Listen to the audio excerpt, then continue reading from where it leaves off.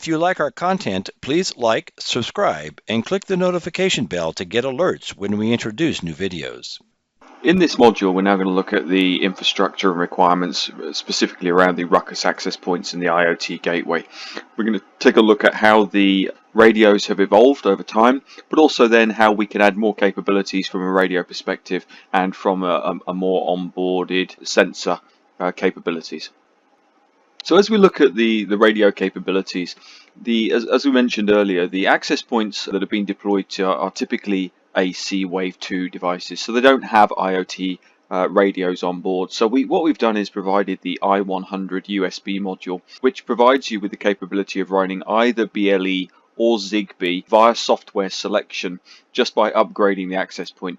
So the i100 module is a USB plug-in device that plugs into the bottom of the access point and gives you this BLE or Zigbee radio capability. And the nice thing is, because it's a plug-in upgrade module and it's software configurable, we can also then take advantage of some of our proprietary Zigbee radio modes that we've worked with the likes of Asa Abloy and Dormakaba to allow us to support their pan radio techniques on an existing standard Zigbee radio. So that was the i100. Then as the newer generation access points come out, we're adding the capability now to have onboard radios. So as you look at our 650 and our 750 series and our 730 series, we've started to add the same radio that we use in the i100 on board inside the access point. Now this does a couple of things. It helps us to provide IoT capability by a standard, therefore not making the complexity of the upgrade. But also it allows us to add more radio capability. So by having at least one radio on board, we can also still use the USB port to give ourselves a second radio. And as we look at some of the newer access points like the H550 and the R650 family of access points, you'll see that they actually have two radios on board now as well. So now we can run both concurrent BLE and Zigbee, and also have an optional USB for a third radio. So now if we wanted to, we could run one radio in BLE mode for location-based services. We could run a second radio in standard Zigbee to provide us with our sensors and our door contact sensors and environmental connectivity into the network. And also we could run the third radio as a Zigbee proprietary mode to give us our Asa Abloy or Dormakaba radio connectivity. So now we can actually have everything all coming into a single access point from multiple radio capability. Now to increase productivity and capabilities even further, we add things called multipan. So multipan now allows us to use a single physical radio but run multiple Zigbee protocols. So this is going to be very useful again to increasing density and more sensors into a single access point. So again, if we take that with either our i100 or our onboard radios and add multipan, which is a software upgrade, we can now run BLE and Zigbee and Asa Abloy, but only now need two radios. Again, going forward, we're also adding capabilities around LoRa. So we work with a range of partners and manufacturers who produce LoRa gateways. So again, Tektelek or Kerlink or any of the standard LoRa gateway manufacturers that are out there, and we can bring that, as long as they support the Semtech packet forwarder protocol, we can bring the data from that gateway into our IoT controller through the LoRa network server. And then also going forward, we're going to be adding more capabilities and radio functionality for IoT using third-party radios. So you'll see we're adding capabilities for Z-Wave in upcoming releases, and this will give us the capability to now, via an external dongle, plug in and still have capabilities of BLE, Zigbee or multipan, and still have more radio connectivity with Z-Wave.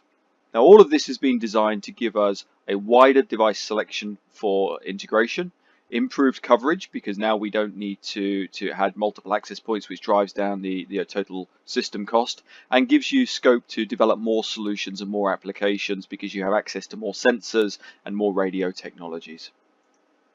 So as we look at our different suites and our different access points that are out there, today a lot of our access points deployed don't have onboard IoT radios, but they are upgradable. So the i100 module that I mentioned allows us to take our existing family of 802.11ac Wave 2 products and upgrade those to IoT. So this will give you the capability to have a single radio with upgradable to support Zigbee multipan at a later date, but we can basically have one BLE or Z-Wave or Zigbee radio in a single access point, and also select if we wanted to use some proprietary protocols like ASA Abloy or Dormakaba radio techniques.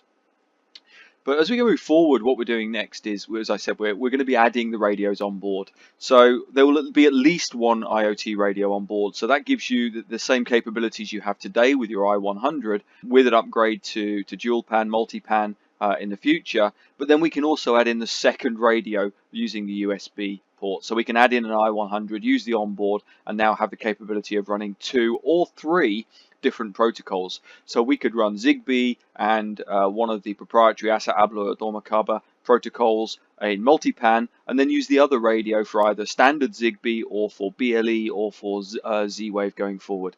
And this is already available today, so you can take any of our R730, 750, or any of our single option radio access points and take this capability and start using multiple radios today. And then as we look at the higher end products, which we've included 2 radios on board. So now we have the capability of using 3 or 4 different radio protocols simultaneously within the access point. So again, this is really opening up the connectivity and the density of devices that we can bring on board and greatly reduce the overhead and the cost and the wiring infrastructure for bringing all these different devices. So now a hotel, for example, they can have a door lock connected on one radio, they can have all of their generic Zigbee devices, their Telconet and their environmental data coming in on a standard Zigbee radio. They can do location-based services using Bluetooth BLE, and then they can also have Z-Wave or other protocols connected on a third-party USB dongle.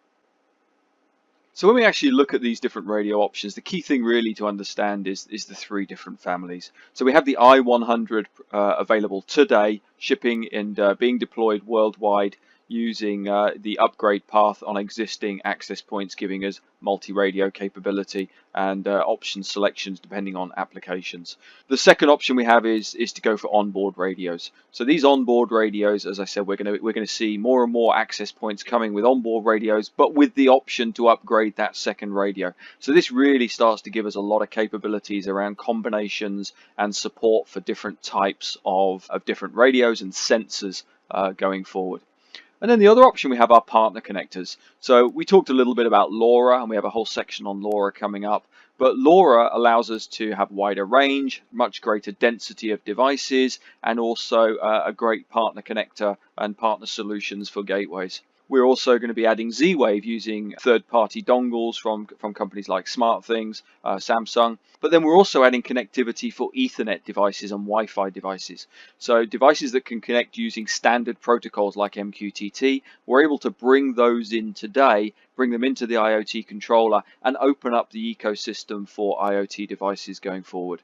So you've seen our SOTA technologies integration that allows us to bring vape and audio detection into the IoT controller using either Wi-Fi or Ethernet to make that connection.